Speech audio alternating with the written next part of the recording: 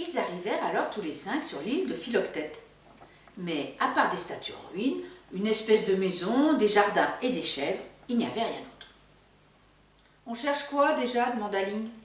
« On cherche Philoctète » répondit Maxime.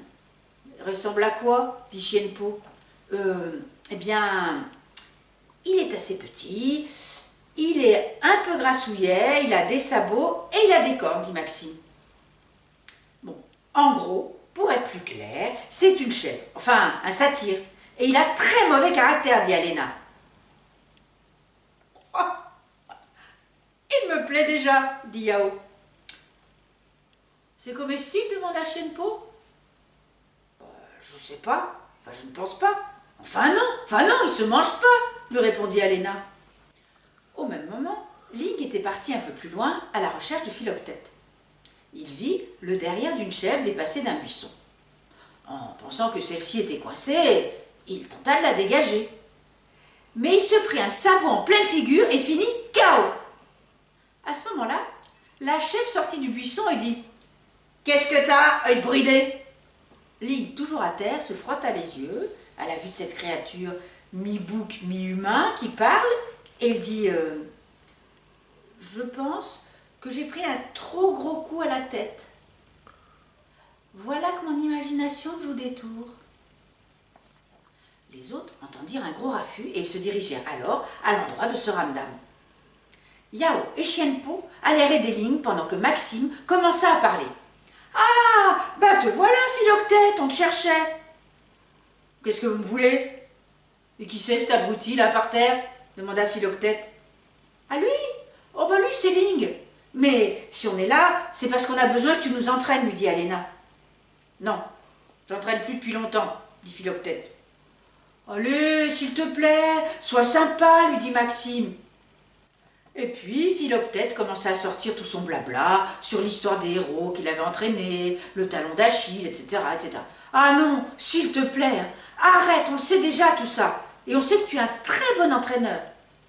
On a besoin de toi pour nous préparer à la bataille qui nous attend, lui dit Aléna.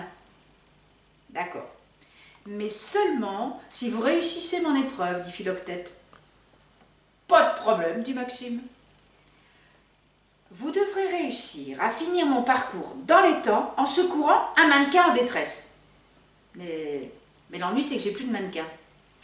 Ouf, c'est pas grave, je vais me servir d'un de ces trois rigolos, dit Philoctète.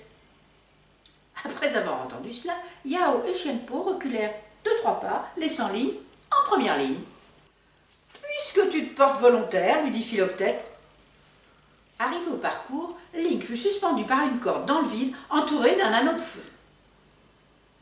Alors, dans ce parcours, il faut éviter de se faire découper par des lames en mouvement, de se faire broyer par une mâchoire mécanique, éviter de se faire aplatir par un point de pierre et éviter de se faire manger par des requins, tout en sauvant Ling en respectant un délai de moins d'1 minute. Maxime dit alors « Oh, bon ça va, c'est faisable, on va réussir les doigts dans le nez. » Maxime s'élança aussitôt en réalisant le parcours sans trop de difficultés, tout en récupérant Ling et dans les temps. Et voilà, bon, c'était pas si dur, dit Maxime. C'est parti, à mon tour, dit Aléna, et elle s'élança. Le début se passa plutôt bien, jusqu'au requin. Là, elle trébucha et planta son épée pour se retenir et se hisser, et manqua de peu de se faire croquer les fesses par le requin. Ling, qui commença à avoir chaud au milieu de cet anneau enflammé, se détacha tout seul, et ils finirent le parcours chacun de leur côté. Pas mal, dit Philoctète. Vous n'êtes pas encore ce que l'on peut appeler de véritables héros, mais votre bravoure et votre ténacité me plaisent. Ok, je marche avec vous. En route. Mais, et vous devez affronter qui, au juste? Plusieurs méchantes personnes, en fait, dont Hadès, je crois. Car nous avons eu droit à une visite, comment dire, de courtoisie musclée de Lithos. Mais il a fini ensemble, lui dit Aléna. Quoi? Dit le satyre. Et vous l'avez vaincu? Oh, mais non d'un bouc boiteux, mais il fallait le dire tout de suite. Ah bah là oui, ah bah là je vois un potentiel de héros. Bon, ne perdons plus de temps, allons-y. Que faisons-nous encore ici? Allez hop hop hop les enfants! Ils se dirigèrent tous vers l'arbre duquel ils étaient arrivés. Aléna leur distribua des pierres à chacun et ils touchèrent l'arbre. Alors arrivé au repère de Merlin, Mathilde leur dit tout en s'entraînant à nager et à faire bouillir l'eau. « Bonjour la compagnie, ça va Philoctète? Comment s'est passé le voyage ?»« Bonjour mademoiselle, vous ne seriez pas une nymphe par hasard? Vous êtes d'une telle beauté. »« Non, pas du tout, lui dit-elle.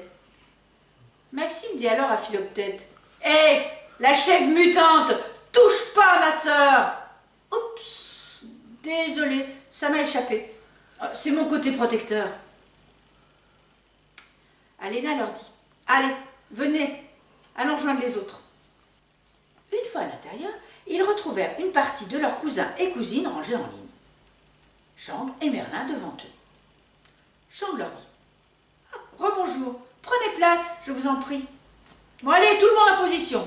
Attaquons l'entraînement pour défaire ces monstres. » Ils commencèrent d'énormes exercices de kung-fu. Chang leur montrait ce qu'ils devaient faire et passait corriger leur position en leur disant « Mais plus fort, mais appuyez, un peu plus, mais d'une air !» Pendant ce temps-là, du côté de l'antre de Maléfique, Wayane, Marcus et Jules étaient enfin arrivés complètement en vrac. Marcus et Wayane se disputaient. « Eh ben, c'est pas trop tôt, hein. J'ai cru qu'on n'y arriverait jamais, dit Wayane. Marcus lui dit alors, « Je t'avais dit qu'il fallait prendre à droite à la cascade et à gauche au rocher de la tortue, pas l'inverse. C'est toi qui comprends rien.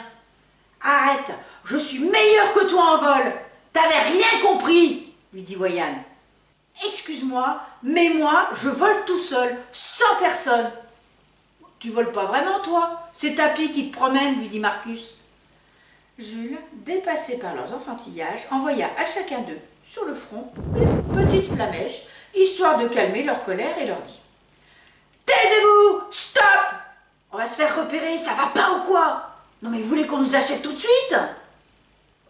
Je crois que c'est déjà fait. Hein. Regardez les mecs, notre cher ami Diablo. « Chopez-le vite !» dit alors Wayane. Marcus s'envola comme une flèche droit sur le corbeau. Quant à Jules, il envoyait des petites boules de feu dans chaque direction que l'oiseau essayait de prendre pour se sauver. Tandis que le corbeau essayait d'échapper à Marcus, Tapi l'enroula par surprise. Une fois bien maîtrisé, il le livra à Wayane qui le ficela très fort autour d'un arbre et ficela son bec. C'est alors que Jules se transforma en Diablo et se percha sur une poutre au beau milieu de l'antre de Maléfique. En espionnage, quel meilleur plan que celle-ci, à la vue de tous, mais pourtant incognito. Et voilà, mes chéris, notre histoire est terminée. Que vont-ils faire demain? On vous fait plein de gros bisous et on vous dit à demain. Bah c'est quoi ce bâton? Mais vous en avez tous? Oh bah c'est sympa de vouloir nous aider les gars. Ah ouais, c'est pour la suite du combat. Et ben alors, à demain. On vous fait plein de gros bisous. On vous aime.